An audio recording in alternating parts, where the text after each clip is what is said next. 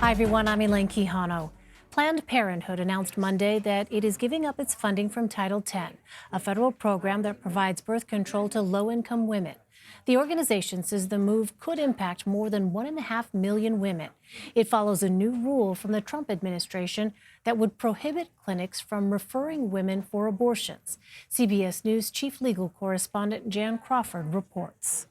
Calling the new Trump administration rule unethical and dangerous, Planned Parenthood said it had no choice but to withdraw from the federal program and turn down some $60 million a year because it is unwilling to counsel patients if it could not refer them for abortions.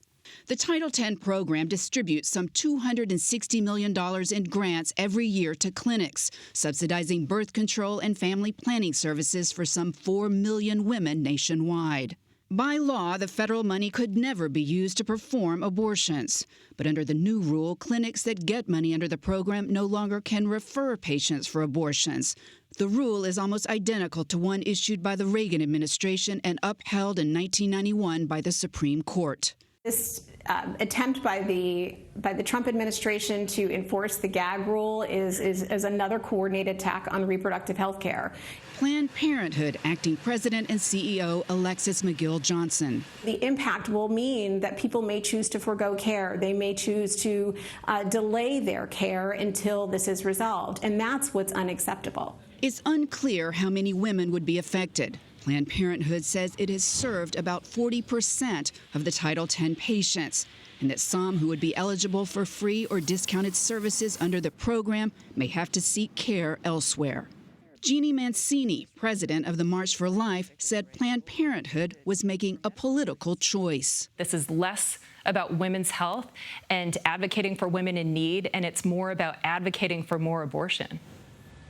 Now, Planned Parenthood said they're going to try to continue to fight this in court, but an appeals court has already said that's unlikely to succeed because of that 1991 Supreme Court ruling. So they're going to put their focus on Congress, hope to get them to pass legislation that would protect that Title X funding.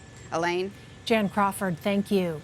For more on this, let's bring in CBS News reporter Kate Smith. Kate, so how did Planned Parenthood actually come to this decision? So, Elaine, this has been almost a year-long battle between Planned Parenthood and the federal government. Now, when it was announced last year that they were considering making this change, Planned Parenthood came out and already said at that point in time they wouldn't comply. So what you're seeing today is really a culmination of months of Planned Parenthood saying that this would happen, and then finally, as of tonight, once those letters go out, it really will happen. And tomorrow, they will completely discontinue using any funds through that Title X mechanism. In fact, in July, you asked Planned Parenthood's president, Alexis McGill Johnson, about the financial aspect of this decision. I want to play some of her response. I'm not concerned about our finances. I'm concerned about our patients. We serve 40% of Title X patients, right? Upwards of, there are 4 million total patients. We support 40% of those, and we serve them with, regardless of whether or not they can afford to pay.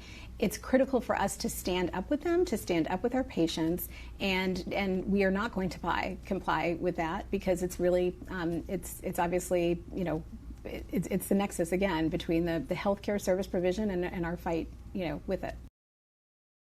So, nevertheless, this is millions of dollars in funding that we're talking about here.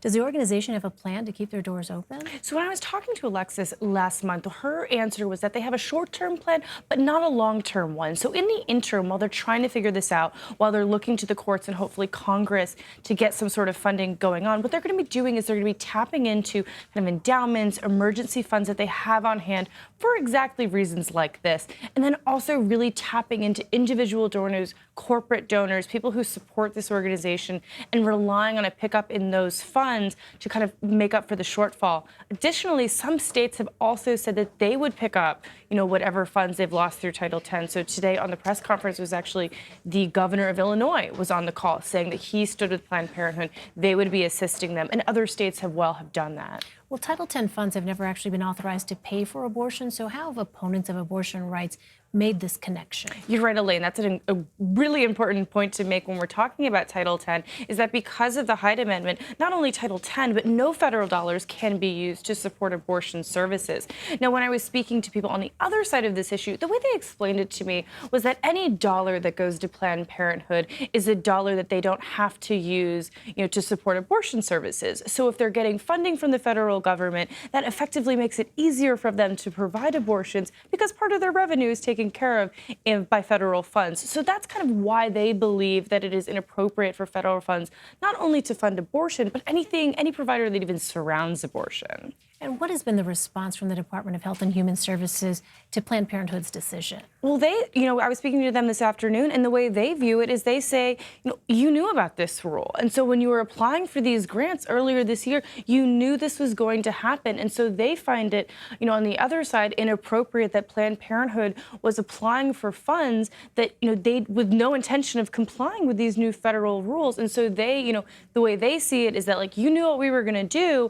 Why did you keep going forward with this? We heard in Jan's piece a moment ago opponents of abortion rights saying that this was a political statement made on the part of Planned Parenthood.